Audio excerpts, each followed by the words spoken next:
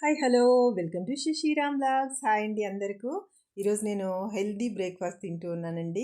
Daily తింటాను, కాకపోతే ఈరోజు ఇంకా అందరికి కూడా చూస్ చేసుకుంటారని చేశాను ఫ్రెండ్స్. అలసందలు బొబ్బర్లతోటి జొన్నలతోటి దోశ వేశాను ఫ్రెండ్స్. ముందు రోజు రాత్రే మనము బొబ్బర్లని ఒక కప్పు తీసుకొని నానబెట్టుకోవాలని అనిసింది. ఒక కప్పు అదే సేమ్ కప్ తోటి జొన్నలు సపరేట్గా నానబెట్టుకోండి.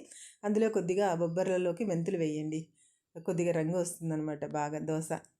ఎందుకు హెల్తీ దోశ అంటున్నానంటే ఇది వెయిట్ లాస్ కానివ్వండి, ఇంకా షుగర్ ఉన్నవాళ్ళు, బీపీ ఉన్నవాళ్ళు నిర్భయంగా తినేసేయచ్చు ఫ్రెండ్స్. రైస్ వాడాం కాబట్టి దోశ మాత్రం బాగా వస్తుంది. రైస్ వేసుకుంటే ఇంకా క్రిస్పీగా బాగా ఉంటుంది. నార్మల్గా తినేవాళ్ళు రైస్ వేసుకోవచ్చు. మన ఇంట్లో పేషెంట్స్ కానీ పెద్దవాళ్ళు కానీ ఉన్నప్పుడు మాత్రం ఈ విధంగాన ట్రై చేయండి ఫ్రెండ్స్, చాలా బాగుంటుంది. ఎందుకంటే మన ముందు తరాల వాళ్ళకు కూడా మంచి హెల్త్ హ్యాబిట్స్ ఇవ్వాలి కాబట్టి. మార్నింగ్ చూసుకుంటే ఇవన్నీ కూడా అలసందలన్నీ కూడా నానిపోయి ఉంటాయి ఫ్రెండ్స్. అలసందల్లో కాల్షియం కూడా అధికంగా ఉంటుంది, ఫైబరు. అది కాకుండా ఇది తింటే వెయిట్ లాస్ కూడా అవుతారని చెప్తారు ఫ్రెండ్స్. కాబట్టి ఇలాంటివన్నీ ట్రై చేద్దాం. ఊరికే ఉడకబెట్టుకొని మనము గుగ్గిళ్ళలాగా తింటూ ఉంటాం. అలా కాకుండా దోశ వేసుకొని తింటే మనకి బ్రేక్ఫాస్ట్ కానీ డిన్నర్ కానీ చాలా సూపర్గా ఉంటుంది ఫ్రెండ్స్. అంతే, మిక్సీ జార్లోకి వేసేసి దాన్ని మరీ పేస్ట్ లాగా కాకుండా కాస్తంత బరకగా రుబ్బేసుకోవాలి ఫ్రెండ్స్. అంతే, రుబ్బేసుకొని ఒక గిన్నెలోకి తీసేసుకుందాం. తర్వాత అదే జార్లోకి నానబెట్టుకున్నటువంటి జొన్నలు కొంచెం హార్డ్గానే ఉంటాయి ఫ్రెండ్స్. కొద్దిగా వాటర్ పోస్తూ కాస్త మెత్తగానే జొన్నల్ని రుబ్బుకోవాల్సి ఉంటుంది మనం. జొన్నలు నైట్ నానబెట్టినా కూడా గట్టిగానే ఉంటాయి కాస్త. కాబట్టి వాటిని మనం కాస్త మెత్తగా రుబ్బుకోవాలంటే కొంచెం వాటర్ వేస్తూనే మనం రుబ్బుకోవాలి ఫ్రెండ్స్. అలా కొద్దిగా లిక్విడ్ లాగానే వస్తుంది. అందుకే మనం బొబ్బర్లు రుబ్బేటప్పుడు ఎక్కువ నీళ్లు పోయికోకుండా రుబ్బుకోవాలి. ఈ రెండిట్లోకి తగినంత ఉప్పు, కాసింత వంట సోడా అండి. వంట సోడా ఎందుకంటే మనం అప్పుడప్పుడే వేసుకుంటూ ఉంటాం కాబట్టి కాస్త మృదువుగా రావటానికి అని చెప్పేసి కొద్దిగా వంట సోడా వేసేసుకుంటే దోశ మరీ టైట్గా అంటే బిగుతుగా రాకుండా బాగా మెత్తగానే ఉంటాయి ఫ్రెండ్స్. కానీ తినాలి. మనం ఆరోగ్యంగా ఉండాలి అంటే కొన్ని అలవాట్లు మనం నేర్చుకోవాలి కదా ఫ్రెండ్స్. అందుకోసం అని చెప్పేసి ఇలాగే చేసేసుకొని తినండి, సూపర్గా ఉంటాయి. దీంట్లోకి పచ్చడి కూడా కొబ్బరి పచ్చడి బాగుంటుందండి.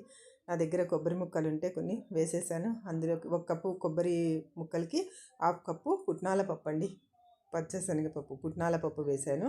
తర్వాత ఒక 5-6 పచ్చిమిర్చి అలా తుంచేసుకొని వేసేసుకోవాలి. అన్నీ పచ్చివేయండి, తొందరగా అయిపోతుంది. మనకు పని కూడా ఎక్కువ కాదు, పెద్ద ప్రాసెస్ ఏమి ఉండదు. చిన్న అల్లం ముక్కగా కట్ చేసేసి వేసేసుకోండి. అల్లం ముక్క చిన్న పీసెస్ కట్ చేసి వేసుకోండి. తర్వాత రుచికి తగినంత ఉప్పు, కొత్తిమీర కడిగేసి వేసాను కొద్దిగా. అలాగే ఉప్పు వేసేసుకొని రుబ్బుకోవడమే ఫ్రెండ్స్. అది మిక్సీ వేసేసుకుంటే సరిపోతుంది. ఈ చట్నీ మాత్రం ఈజీగా తయారైపోతుందండి. హోటల్స్లో తయారు చేస్తారు ఈ విధంగానే. మనకి ఇడ్లీ దోశల్లోకి ఈ పచ్చడే పెడుతూ ఉంటారు. అలా పెట్టేసి దానికి పోపు పెట్టుకోవాలి.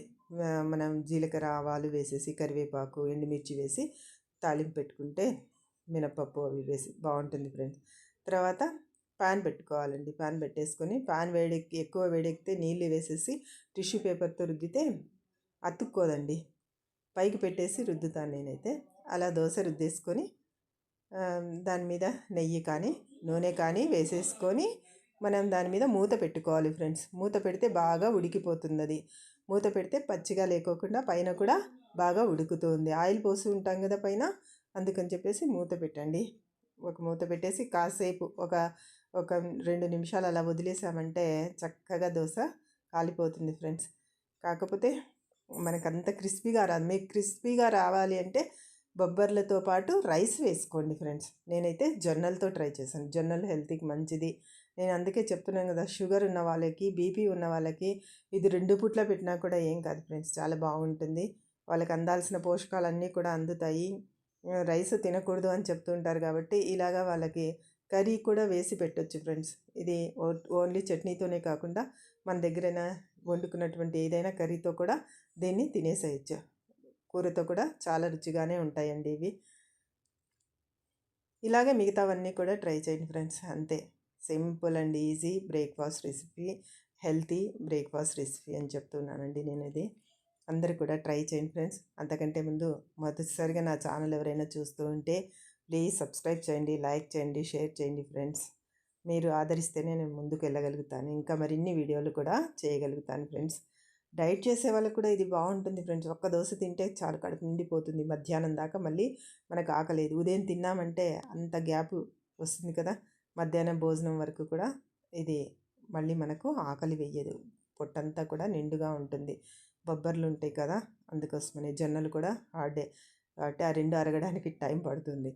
కాబట్టి మనకు కడుపు నిండిన ఫీలింగ్ ఉంటుంది. ఇందుకే డైట్లో ఇది వెయిట్ తగ్గాలనుకునే వాళ్ళకి కూడా చాలా బాగా ఉపయోగపడుతుంది ఫ్రెండ్స్. అంతే, రెడీ అయిపోయాయి కదా, అంతే ప్లేట్లో పెట్టేసుకొని పచ్చడితో కానీ ఏదైనా కూరతో కానీ సూపర్గా ఉంటుంది. తినేస్తామా?